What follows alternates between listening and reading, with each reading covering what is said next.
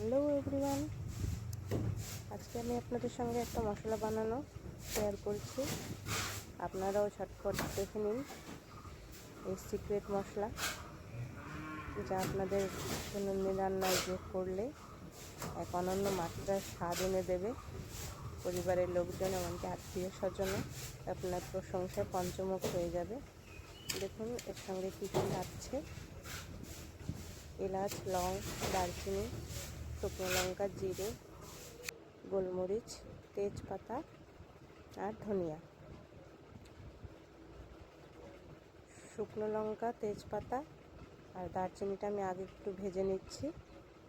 একটু ভাজতে একটু সময় লাগে, তাই এগুলো আগে ভেজে নিয়ে পরে এই বাকি মশলাগুলো দিয়ে দেব হালকা আঁচে।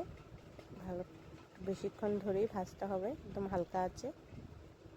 আপনারা হাত দিয়ে ধরে দেখতে পারবেন যখন মুচমুচে হয়ে যাবে, তখন নামিয়ে নিয়ে হালকা ঠান্ডা হতে দেবেন। তারপর বেটে নিলেই তৈরি এই সিক্রেট মশলা, যা আপনি নিরামিষ আমিষ সব কিছুতেই দিয়ে রান্নায় যোগ করতে পারেন। আমি এখন এগুলোকে শিলনোড়ায় বেটে নেব।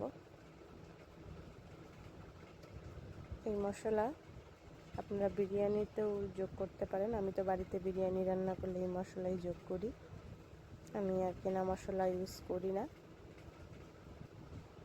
আপনারা মিক্সার গ্রাইন্ডারে মশলা গুঁড়ো করে নিতে পারেন। তাছাড়া ফ্রাইড রাইসেও এই মশলা যোগ করতে পারেন। পনিরের তরকারি নিরামিষ, তাতেও আপনারা এই মশলা দিতে পারেন। মশলাটা গুঁড়ো করার সময় এত সুন্দর গন্ধ বেরোচ্ছিল, খুব সুন্দর একটা গন্ধ হয় মশলাটা।